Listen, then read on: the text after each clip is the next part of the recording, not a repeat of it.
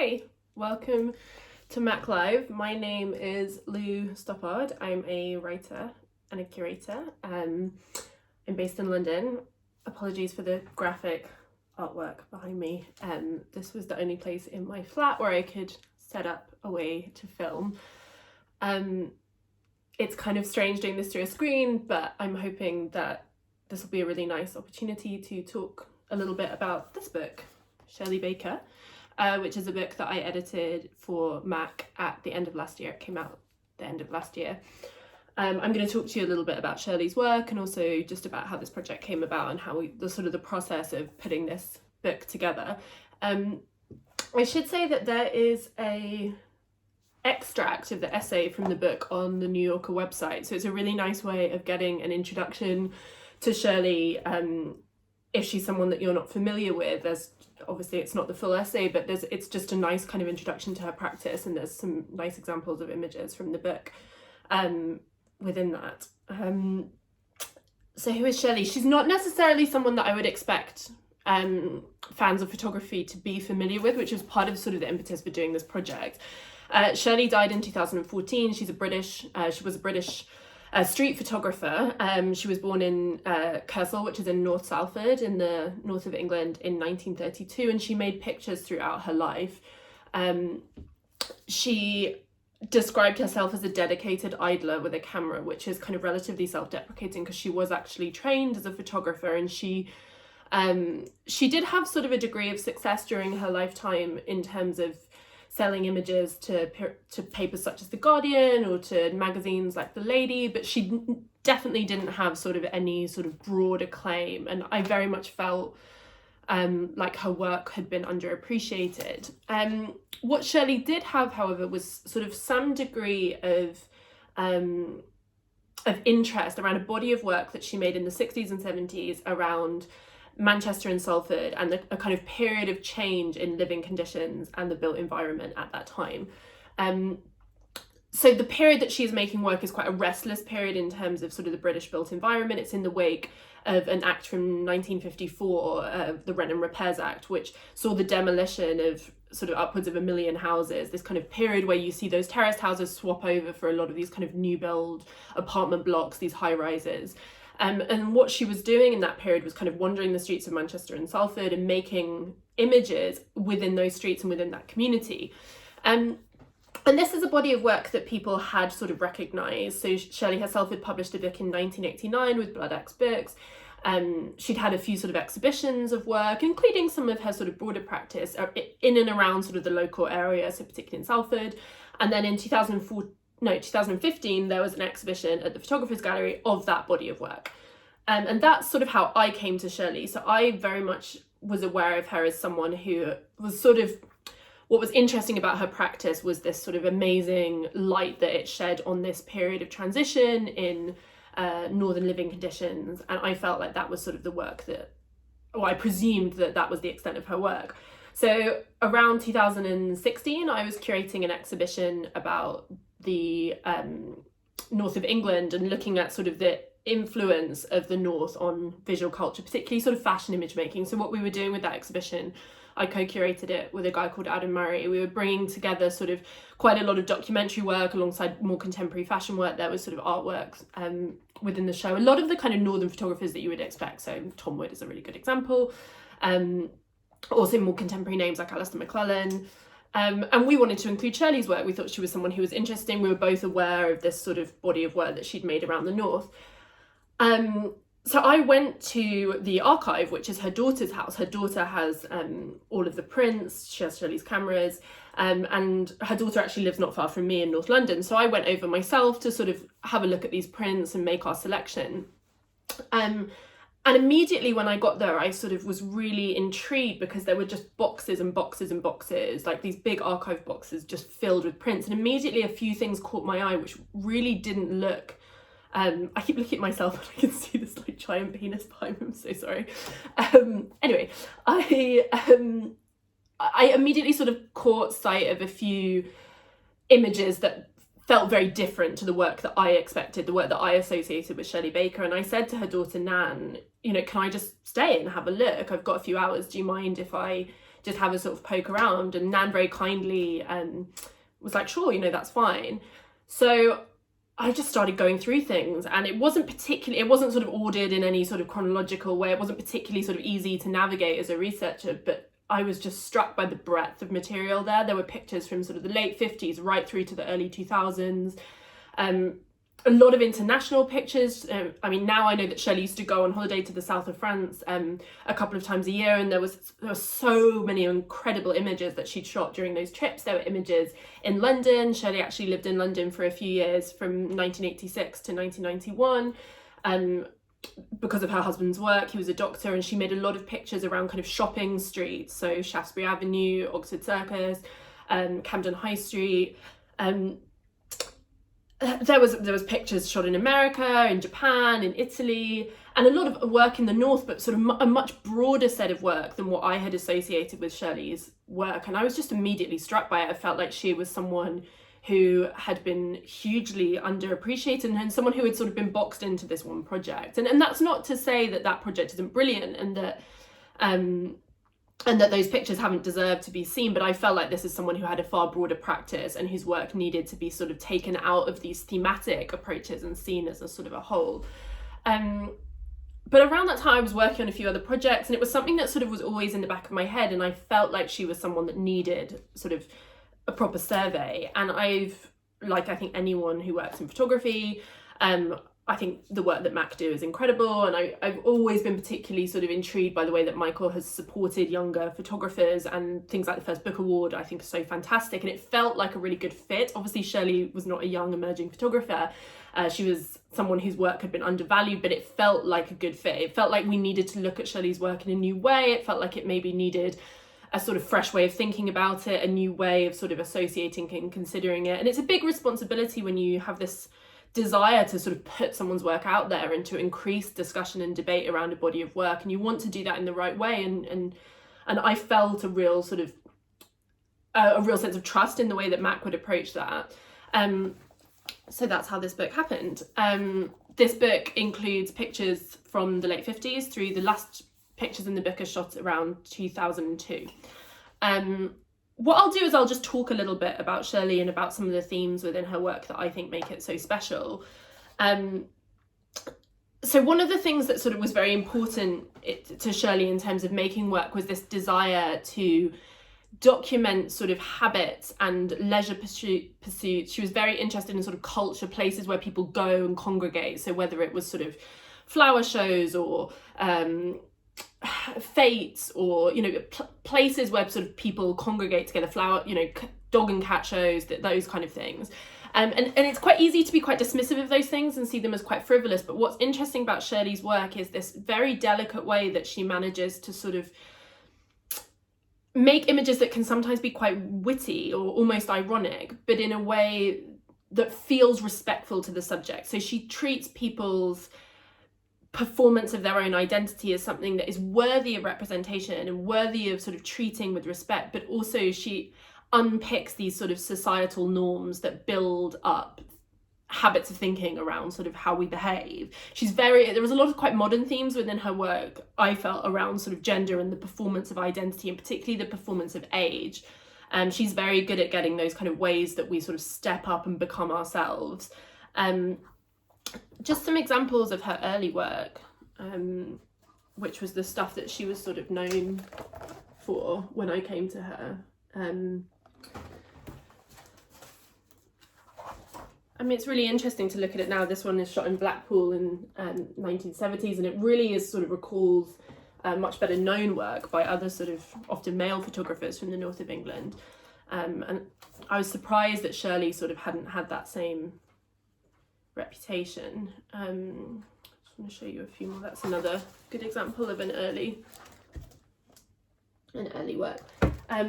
But as I was saying, sort of around this idea of performance of identity, I think there is something really fascinating in the way that Shirley sees that. And obviously it's very interesting to sort of consider why she saw these sort of quieter moments that people would miss. I mean, one of the things that was fantastic when working on this book was the sort of volume of stuff that she'd left behind. I mean, Shirley kept everything, but she left a lot of writing behind.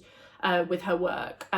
So in amongst the prints, I would often find these sort of quite fascinating essays, which she would sort of retype. So there'd be multiple versions of them, and often they ranged from sort of very technical explanations for why she'd done certain things. She was quite technically promiscuous. She's really interested in trying different cameras, different paper techniques, different ways of printing. And she sort of writes about these experiments, but also she would really write about the sort of motivations of her work and her observations on sort of societal trends. And it really felt like she had a sort of she had a point to her practice, which is something that again sort of motivated me to really want to do a survey of her work, because it felt like there were these themes, both visual and sort of intellectual, that underpinned her practice. So she wrote in one of these essays, I was particularly interested in the more mundane, even trivial aspects of life that were not being recorded by anyone else. So it is really interesting to think about the way in which actually the fact that Shirley wasn't getting acclaim in the way that I feel she deserved, in the way that she wasn't sort of moving within these circles of other photographers, and that separation in some ways potentially allowed her to sort of explore this sensation, which to me runs through her work, of giving shedding a light on things that could be missed. She definitely has a sort of passion for the overlooked, and there's something sort of there is something sort of political about her work, and she writes about this, particularly of her London pictures. I can read actually something from one of her essays. When she's sort of capturing these kind of street and consumer culture environment, she is fascinated by consumer culture. She writes, "I was struck by the opposites I observed on the city streets, the squalor and luxury, the sadness and joy, the brashness and elegance, the idleness and purposefulness, but most particularly by the loneliness amongst the crowd." And she writes that she saw homelessness, poverty, inequality, litter and non-caring attitudes. And she says of making that work, she says she wanted to capture the spirit of Mrs. Thatcher's times. So I was very interested in sort of how aware Shirley was of the sort of motivations for her work, and actually she doesn't really do herself justice in describing herself as sort of a dedicated idler, because this is someone that was like keenly aware of their own practice and the way that they conceptualize their work, and she's she gives a lot of thought to the sort of exchange between her as the image maker and the people that she captures. I mean, she doesn't pose her subjects, but she definitely thinks about the power exchanges and the balances and the responsibility of capturing people. And she's, I found some sort of correspondence between her and students over the course of her lifetime, and she's very keen to sort of put herself on the same level as the people that she's taking pictures of, and this idea that she is just another person in the street, another sort of wanderer, another person who could be overlooked, another person who is being moving through life in the best way that they can, and she really keenly sort of thinks about this exchange and that power balance. These are some examples of, I completely love the way she sort of captures these. She's very, her way of sort of needling British identity and these sort of, some of these kind of quite funny, playful aspects of our culture, the way we sometimes resemble our pets, or we resemble the kind of flowers that we judge at these county fairs. And she's very good at that sort of fine line between making images that feel respectful but sort of probing. There's definitely a sort of something that runs through her practice, is these kind of interesting, kind of quite surrealist, quite odd visual coincidences. She's fascinated by reflections, and these are things that crop up whether you're looking at a picture shot in the south of France or whether you're looking at a picture shot in sort of Salford or something shot in London. This is a really nice example. This was shot in Manchester in 1968, but the sort of, she makes a lot of work around mannequins, but these sort of visual coincidences and these odd sort of elements of things that look quite sort of warped and strange.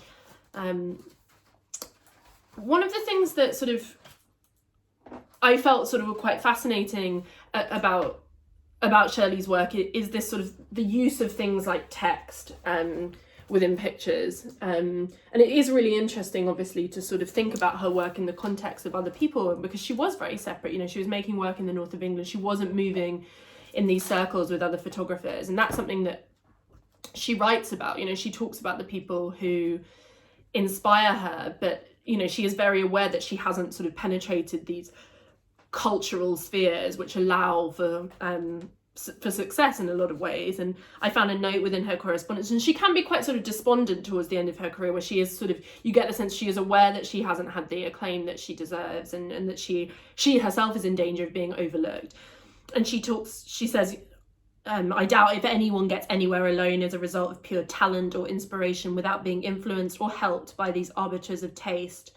So she's very much aware of these sort of gatekeepers of culture, but it is interesting to think about her work in dialogue with other people. She writes about people who she admires, so people that you would expect, so the Farm Security Administration photographers. She writes about Cartier-Bresson, she writes about William Klein, Winogrand. But one of the things that sort of I found really struck me when I was sort of going through these boxes and boxes and boxes of prints in the archive, I came across one, and it just immediately recalled a Cartier-Bresson image from 1938 called Sunday on the Banks of the River Seine. I forget if that's the exact name. It's a very famous image. And there was an image that Shirley had shot in Macclesfield in 1982, and it just directly recalled it. And it was so interesting to think of her sort of making this work around the north of England, and these sort of parallels that she had with other people. And a lot of these sort of things that I felt while going through the archive and while sort of putting together a selection for the book, it was about the fact that I felt she was someone who was deserved this level of discussion and this level of interest. And I thought, how has this work been sort of sidelined in that way? And that sort of really fed into how we approached the bookmaking process. So part of the motivation, and I know that Mack was very keen on this as well, was sort of trying to pull Shirley out of this idea that she was someone who was interesting because of the things that she made pictures about. So she was interesting because she had captured this sort of restless period of British life, and it was treating her as a photographer with a practice that was worthy of discussion and attention and interest from other sort of curators and researchers, and trying to show her practice and the threads that sort of united her work from the early work through towards the end, because around the end of her life she goes back and makes more work about Manchester Salford, but it was sort of trying to build a line through all of that work and do a sort of survey. So in the way that we organise the book, we haven't done it by topic or by sort of date. You have pictures sort of alongside each other. You could have something from sort of the early 2000s alongside something from the 60s, something that was shot in Salford next to something that was shot in London, something in Wilmslow next to something that was shot in the south of France. And it's, there are certain themes. I mean, Shirley was fantastic at capturing the sort of private world of children. And I mentioned, her ability to sort of needle our understandings of age and gender identity. But I mean, her pictures of children are really fascinating to me. She was a mother, obviously, and I think she had this ability to capture the sort of dark and sometimes quite violent and quite warped worlds of childhood and these acts that we do. And she was definitely good at capturing sort of the way children can sometimes do things that if an adult was doing them would seem so warped and so incredibly strange.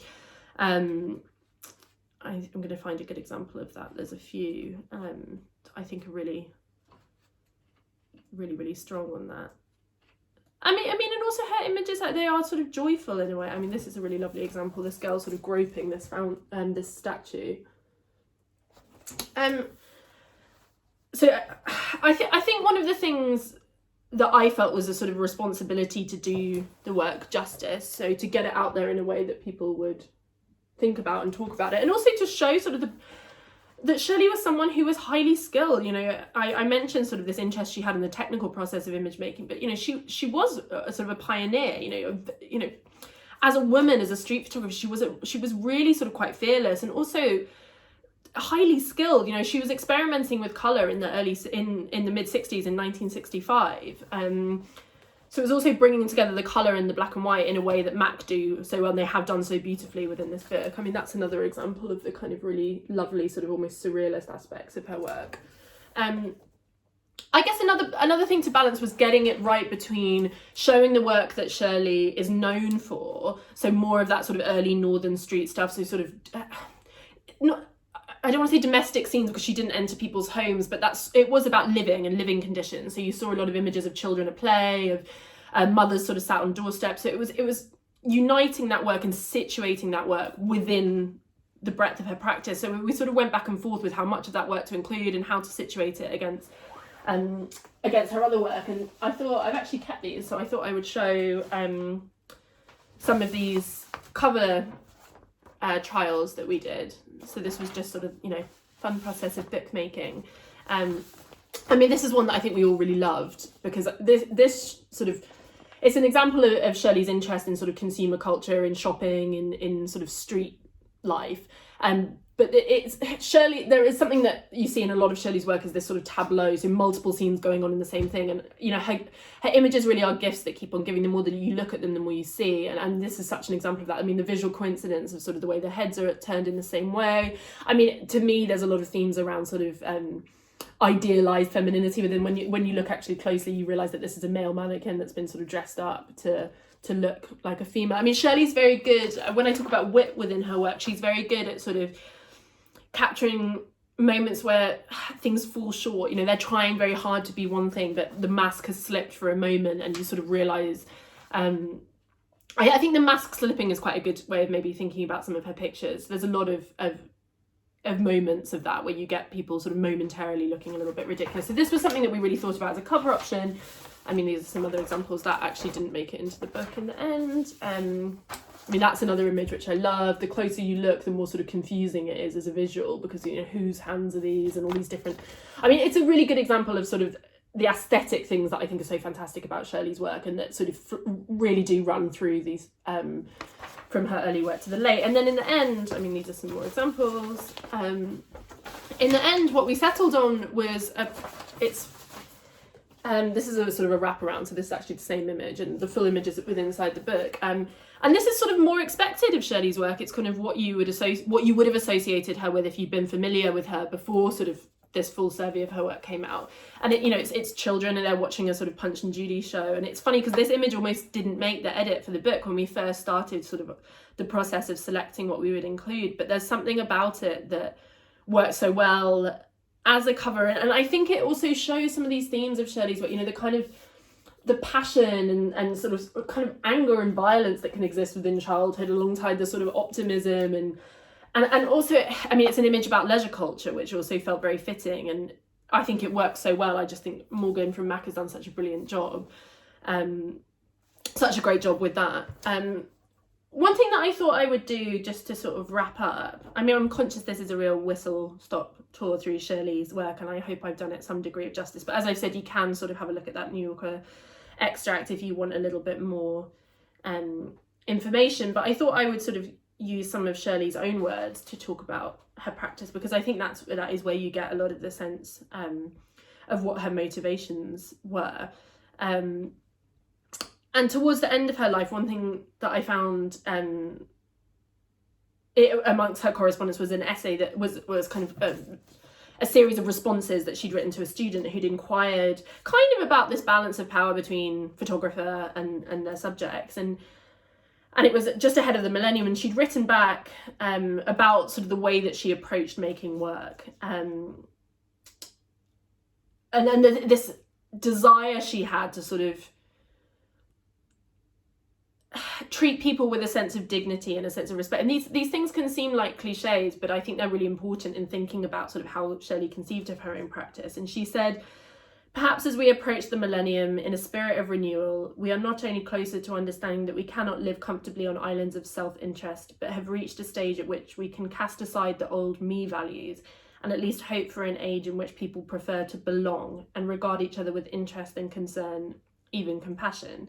So that, you know, that last phrase, regard each other with interest and concern, even compassion, that was definitely something that stuck with me in the process of sort of putting this book together and thinking about Shirley's work, this desire she had to do justice to people. And I think that's what sort of unites the early Northern work with the rest of her practice. It's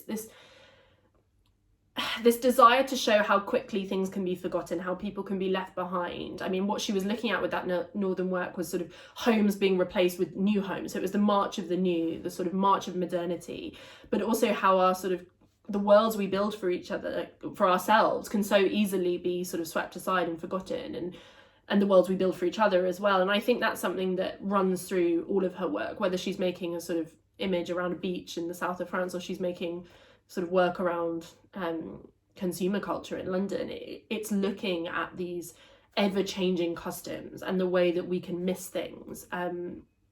And then you do get stuck in that idea of sort of wondering if part of the reason she was so good at making those kind of pictures is because she herself was overlooked, and she, you know, she was, I imagine, able to move through the world slightly sort of in a slightly more invisible way as a woman. She would have been less threatening, and you sometimes you wonder why her subjects aren't sort of engaging with her, and you know, why haven't they sort of got angry with someone taking a picture of them. But I wonder if there is, I found myself sort of tying this desire she has to treat people with compassion and to give a sort of record to those who might be forgotten.